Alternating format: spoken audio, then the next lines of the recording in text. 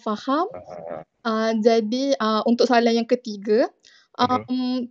apakah cabaran ataupun halangan terbesar yang pernah, organisasi ni hadapi selama, NGO ni dijalankan?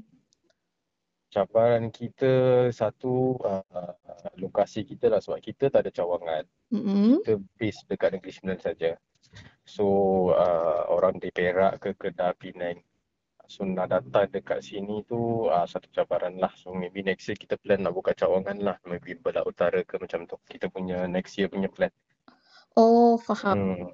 Masalah yang cabaran yang paling kita lalui lah selama ni. Nombor dua tu kita punya apa tu, kita nak bagi image lah, nak bagi kepastian kan kepada orang yang kita bukan scammer ke, kita tak apa, kita bukan talung macam tu kan. Mm. So nak pastikan orang dapat image kita, dapat maklumat kita tu yang betul lah, yang sahih. Tuan Hmm. boleh berkongsi ke, apa-apa pencapaian ataupun kisah kejayaan yang ada tahun ni tentang.